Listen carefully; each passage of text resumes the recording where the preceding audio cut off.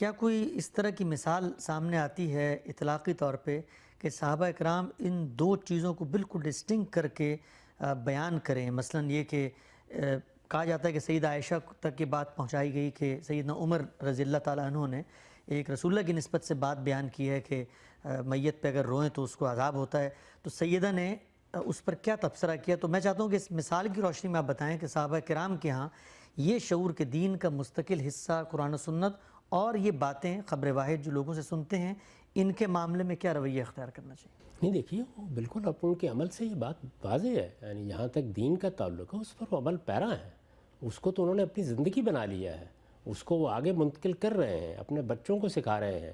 قرآن مجید ان کے پاس اللہ کی کتاب کی حیثیت سے موجود ہے، دین ان کے ہاں ایک عملی روایت کی صورت اختیار کر گیا ہے، اس میں نہ کسی چیز کو بیان کرنے کی ضرورت ہے، نہ اس طرح سے کسی چیز کو دوسروں کے سامنے لانے کی ضرورت ہے۔ وہ کسی موقع پر کوئی سنی ہوئی بات بیان کرتے ہیں، تو وہاں بھی یہی ہوا کہ سیدنا عمر رضی اللہ عنہ نے اور بعض دوسرے صحابہ نے کسی موقع پر رسول اللہ صلی اللہ علیہ وسلم کی کوئی بات سنی، ٹھیک، اور اس میں سننے میں غلطی ہو گئی، ٹھیک، تو وہ انہوں نے بیان کی، سیدہ نے اس کی وضاحت کر دی اور یہ بتا دیا، اس موقع پر تبصرہ بھی یہی کیا کہ یہ لوگ کوئی جھوٹ نہیں بول رہے، بسا اوقات یہ ہوتا ہے کہ سننے میں غلطی لگ جاتی ہے، ٹھیک۔ تو انہوں نے اصلاح فرمائی اور یہ کہا کہ اصل میں بات یوں ہوئی تھی لیکن ان لوگوں کو سننے میں غلطی ہو گئی۔ ٹھیک۔ اچھا، ہم سے بعض روایتوں میں یہ بھی آتا ہے کہ رسالت مآب صلی اللہ علیہ وسلم سے لوگوں نے پوچھا ہے، آپ کو اطلاع دی ہے کہ ہم آپ کی نسبت سے باتیں لکھتے ہیں، تو آپ نے ان کو کہا کہ اگر کوئی بات لکھنا چاہو تو لکھ لو، تو اب کیا اس کو بھی اس بات پر محمول کیا جا سکتا ہے کہ جب آپ نے کہا لکھ لو تو پھر صحابہ کرام نے بڑے اہتمام ذمہ داری سے ایک پورا ریکارڈ جو ہے وہ مرتب کر کے اسی طرح لکھنا شروع کر دیا جس طریقے سے باقی چیزیں وہ قرآن مجید کی صورت میں باقی چیزوں کو وہ لکھ رہے تھے؟ یہ کوئی حکم نہیں تھا، یہ تو یہ کسی نے پوچھا کہ ہم لکھ لیا کریں، میں لکھ لوں۔ ایسی بھی روایتیں ہیں جن میں آپ نے روک دیا کسی موقع کے اوپر، تو یہ وہی معمول کی چیزیں ہیں۔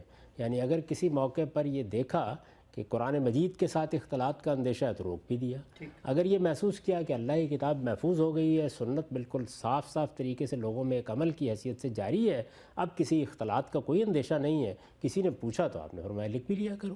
کوئی آدمی اگر کسی بڑے آدمی سے پوچھتا ہے کہ جی میں آپ کی مجلس میں بیٹھتا ہوں تو میں آپ کی بات لکھ لیا کروں، تو یہ کوئی ذمہ داری دینا ہے، یعنی وہ لکھ لے گا۔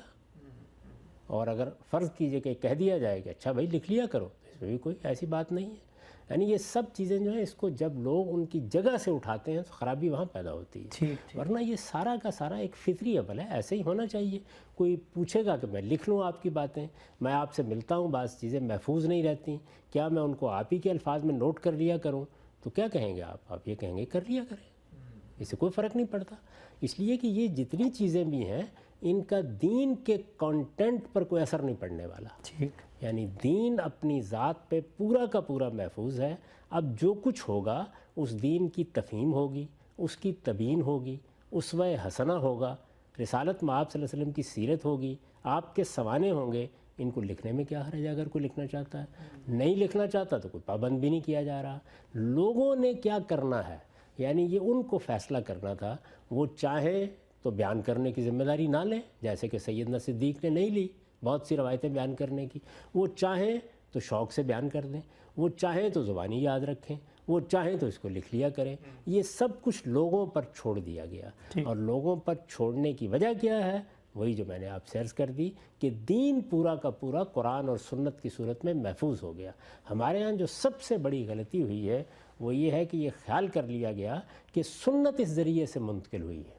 سنت اس ذریعے سے ہرگز منتقل نہیں ہوئی، سنت مسلمانوں کے اجماع اور تواتر سے منتقل ہوئی ہے، اس پر ہم تفصیلی گفتگو کر چکے ہیں۔ یعنی وہ مسلمانوں نے اختیار کر لی، ان کی نسلوں کو منتقل ہو گئی، ان کے علم نے اس کو اختیار کیا، ان کے عمل میں وہ جاری ہو گئی، اس کو اس کی ضرورت ہی نہیں تھی۔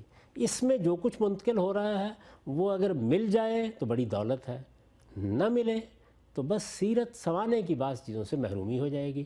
اس کا اب بھی بعض اوقات خیال ہوتا ہے، یعنی بعض واقعات کی کوئی تفصیلات نہیں ملتی۔ مکے کی زندگی بہت کم بیان ہوئی ہے، اور بہت سے واقعات ہیں کہ جن کے بارے میں سوالات پیدا ہوتے ہیں لیکن جوابات نہیں ملتے۔ اس لیے کہ یہ وہ چیزیں ہیں کہ جس میں جو کچھ مل جائے اس کو اللہ کی نعمت سمجھیے، اگر کچھ نہیں ملا ہے تو اس کو پہنچانے کی کوئی ذمہ داری کسی پر عائد نہیں ہوتی تھی۔ نہ صحابہ کرام کو اس کا پابند کیا گیا، نہ رسالت مآب صلی اللہ علیہ وسلم نے اپنے دین کو دینے کے لیے یا لوگوں تک پہنچانے کے لیے اس طریقے کو اختیار کیا۔ یہ رسالت مآب صلی اللہ علیہ وسلم کے صحابہ نے اپنے ذوق، اپنی افتاد طبع، اپنے تعلق خاطر اور اپنے مزاج کے لحاظ سے خود فیصلے کیے، اور یہ انہیں کو کرنے چاہیے تھے۔ اس لیے جب آپ روایت کو پڑھتے ہیں یا حدیث کو پڑھتے ہیں تو اس کے پیچھے وہ راوی ہے جس نے اس کی ابتدا کی ہے، اور جب آپ سنت اور قرآن کو دیکھتے ہیں تو اس کے پیچھے رسالت مآب صلی اللہ علیہ وسلم ہے، جنہوں نے اپنی ایک دینی ذمہ داری سمجھ کر، نبوت کی ذمہ داری سمجھ کر اس کو لوگوں کو منتقل کیا ہے۔ تو دو باتوں میں زمین آسمان کا فرق ہے۔ ٹھیک ہے ہم صاحب آگے بڑھاتے ہیں اس بحث کو۔ عام طور پہ ہم یہ دیکھتے ہیں کہ جو لوگ اس ذخیرے کے معاملے میں کچھ شکوک و شبہات کا اظہار کرتے ہیں تو وہ ایک بنیادی آرگومنٹ پیش کرتے ہیں کہ یہ جو پورا ذخیرہ ہے روایات کا، رسول اللہ صلی اللہ علیہ وسلم کی زندگی کے بارے میں لوگ بیان کر رہے ہیں، حدیث کا، یہ آپ کے دنیا سے رخصت ہو جانے کے بہت عرصے بعد سامنے آئے۔ یعنی ابتدائی آپ اگر دیکھ بھی لیں تو وہ صحیفہ حمام بن منبہ ہے، پھر معمر بن راشد، مصنف ابن ابی شیبہ اور بخاری مسلم، تو اس کے بھی بہت بات کی ہیں۔ آرگومنٹ یہ پیش کیا جاتا ہے، پوچھنا آپ سے میں یہ چاہتا ہوں کہ اس کی کیا وجہ ہے کہ یہ مرتب صورت میں کئی یعنی دہائیاں گزر گئیں، بلکہ 100 سال سے بھی زیادہ کا وقت گزر گیا کہ جس میں یہ ذخیرہ سامنے آیا، تو کیا اس کا دیر سے سامنے آنا اس کے اوپر کوئی شک شبہ یہ گنجائش پیدا کرتا ہے؟ یہ بات ہی ٹھیک نہیں ہے کہ دیر سے سامنے آئے، یہ تو رسول اللہ صلی اللہ علیہ وسلم کی زندگی میں سامنے آنا شروع ہو گیا۔ اچھا، یعنی دیکھیے نا، میں نے آپ کی خدمت میں عرض کیا ہے کہ اگر فرض کیجئے کہ ایک صاحب صبح حضور کی مجلس میں تھے، انہوں نے کوئی بات سنی تو وہ شام کو اپنے کسی ساتھی کو بتا رہے ہیں کہ آج رسول اللہ صلی اللہ علیہ وسلم نے یہ فرمایا تھا، یا میں نے یہ کام آپ کو کرتے ہوئے دیکھا تھا، تو یہ آپ کی زندگی میں سامنے آنا شروع ہو گیا۔ اسی طرح سے وہ لوگ جو دوسرے شہروں سے آ رہے تھے، وہ آپ کی زندگی میں، آپ کے دنیا میں ہوتے ہوئے اس کو بیان کر رہے تھے۔ ٹھیک، یہ چیزیں زبانی روایت کی صورت میں بیان ہو رہی تھیں، حضور کی زندگی میں بھی بیان ہو رہی تھیں، آپ کے بعد بھی بیان ہوتی رہیں۔ اسی طرح جیسے کہ آپ نے پوچھا کہ کوئی چیز لکھ لی جائے، تو جن لوگوں نے 10، 20، 50 روایتیں کہیں، اپنے ہاں دیکھیں، انہوں نے اس کو لکھنا بھی شروع کر دیا تھا، تو چھوٹے چھوٹے صحیفے بھی آپ کو مل جاتے ہیں۔ اچھا، کہ جن صحائف کا آپ نے ذکر کیا وہ اسی طریقے سے سامنے آئے۔ یہ بھی میں نے پھر عرض کروں گا کہ وہی فطری طریقہ ہے، ایسے ہی ہونا تھا۔ یعنی یہ کیسے ہو سکتا ہے کہ کسی بڑی شخصیت کے شب و روز کے معمولات آپ سب ریکارڈ کر لیں؟ یہ تو آج کے زمانے میں کرنا ممکن نہیں ہے۔ ایسا ہی ہوگا کہ لوگ جس وقت ملیں گے، جائیں گے، کسی سے بات کریں گے، جو کچھ دیکھیں گے اس کو آگے بیان کر دیں گے۔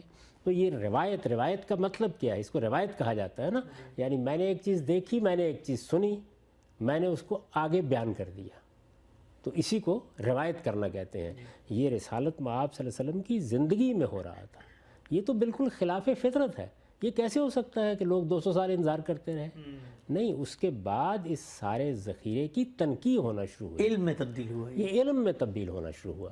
کسی چیز کا علم میں تبدیل ہونا ایک بالکل دوسرا عمل ہوتا ہے۔ ٹھیک ٹھیک ٹھیک، یعنی جب کوئی شخص دنیا سے رخصت ہو جاتا ہے تو اس کے بعد لوگوں کو خیال ہوتا ہے کہ اب ان چیزوں کو مرتب کرنا چاہیے، اس میں تو بڑی دولت تھی، اس میں تو بڑا علم تھا، اس کو ہمیں ترتیب دینا چاہیے۔ آج کے زمانے میں بھی یہ اسی طرح ہوتا ہے۔ یعنی اس زمانے میں جب کہ آپ چاہیں تو ہر وقت ایک کیمرہ ساتھ لگائے رکھ سکتے ہیں، آج بھی یہ ممکن نہیں ہوتا۔ یعنی زیادہ تر جو بڑی شخصیات ہیں، ان کے شاگرد، ان کے ملنے والے، ان کے دوست، ان کے احباب، وہی ان چیزوں کو بیان کر رہے ہوتے ہیں۔ تو پہلے مرحلے میں یہ زبانی روایت کی صورت میں بیان ہوگی، اسی طرح بیان ہوئی۔ اچھا، کسی آدمی کے پاس 10-20 باتیں جمع ہو گئیں تو اس نے کوئی چیز لکھ بھی لی، تو ایک صحیفہ وجود میں آ گیا۔ اسی طرح سے ہوا ہے، آپ اس کی تاریخ پڑھیں، میں تو اس کو بالکل فطری طریقے سے دیکھتا ہوں۔ اب اتنے بڑے پیمانے پر صحابہ کرام کی کوئی کم تعداد نہیں تھی، بہت بڑی تعداد تھی۔ انہوں نے جب یہ باتیں بیان کرنی شروع کی، ان سے سننے والوں نے آگے بیان کرنا شروع کی، پھر ان سے سننے والوں نے آگے بیان کرنا شروع کی، تو اب یہ روایات ہزاروں کی تعداد میں پھیلنا شروع ہو گئی۔ ہزاروں کی تعداد میں اگر ایک ہی مضمون کو 10 جگہ پہ بیان کیا جا رہا ہے تو آپ دیکھیں کہ کتنی بڑی تعداد ہو جائے گی۔